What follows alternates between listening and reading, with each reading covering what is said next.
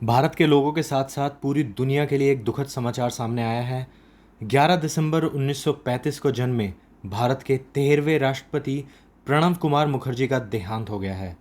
प्रणब मुखर्जी काफ़ी senior Congress leader थे और 50 सालों से भी ज़्यादा समय से मेन स्ट्रीम पॉलिटिक्स से जुड़े हुए थे। प्रणब मुखर्जी साल 2012 में भारत का राष्ट्रपति पद संभालने वाले भारत के 13वें राष्ट्रपति थे और 2017 तक भारत के राष्ट्रपति रहे थे। अभी तक मैंने जो रिसर्च की उसमें यह निकल कर सामने आया है कि प्रणब मुखर्जी बाथरूम में एक्सीडेंटली फिसल गए थे, जिसके बाद उन्हें तुरंत अस्पताल में भर्ती कराया गया था और चोट लगने की वजह से उनके ब्रेन में ब्लड क्लोट्स खून के थक्के बन गए थे, जिसके लिए उनकी सर्जरी होनी थी। लेकिन उनकी सर्जरी से पहले ही प्रणब जी ने अपने ट्विटर हैंडल पर 10 अगस्त 2020 को दुनिया को बताया कि उन्हें चाइना के वुहान से आया हुआ चाइनीज़ वायरस, मेरा मतलब है कोविड-19 संक्रमण हो गया है।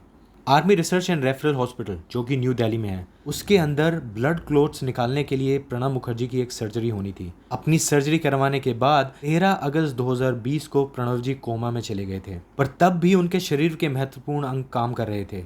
लेकिन 19 अगस्त तक आते आते आर्मी हॉस्पिटल ने बताया कि मुखर्जी की तबीयत खराब होती जा रही है और उनके फेफड़ों में इन्फेक्शन हो गया है।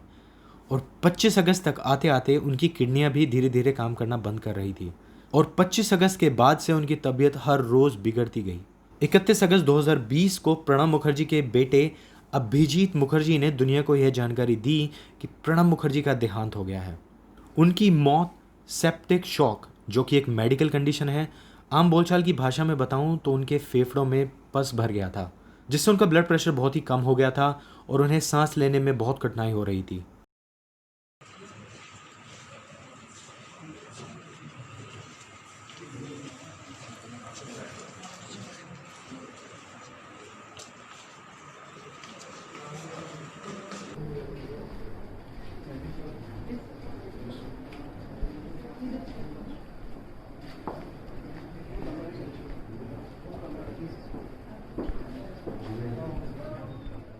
अपने देहांत के समय प्रणब मुखर्जी 84 ईयर्स के थे और 2012 में राष्ट्रपति बनने से पहले 1982 में इंदिरा गांधी की सरकार में फाइनेंस मिनिस्टर रह चुके थे और फिर दोबारा मनमोहन सिंह की सरकार में साल 2009 में भारत के फाइनेंस मिनिस्टर भी रह चुके हैं।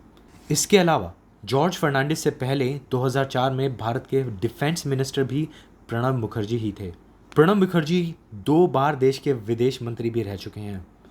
देश को दी गई अपनी सेवाओं के लिए प्रणब मुखर्जी को साल 2008 में पद्म विभूषण से सम्मानित किया गया था। पद्म विभूषण किसी नागरिक को भारत में दिया जाने वाला दूसरा सबसे बड़ा सम्मान है और पिछले ही साल 2019 में राष्ट्रपति रामनाथ कोविंद द्वारा उन्हें भारत रत्न से भी सम्मानित किया गया था, जो कि भारत में दिया जाने वाला भारत का सर्वोच्च नागरिक सम्मान है। इतनी बड़ी शख्सियत का आज हमारे बीच में ना होना वाकई में बहुत दुख की बात है। आज मैं आप लोगों के बीच में वर्ल्ड वॉर 1 के ऊपर एक खास पेशकश लेके आने वाला था, लेकिन इस दुखद घटना के बाद मेरा फ़र्ज़ था कि मैं आप लोगों तक ये जानकारी लेकर आऊँ। आप लोग स्वस्थ रहें, अपने और अपने परिवार का ध्यान रखें। आप सभी के अच्छे भविष्य की कामना के साथ मैं सिद्धार्थ बैसला विदा लेता हूँ। जल्द ही दूसरी वीडियो के साथ में मुलाकात होगी। धन्यवाद।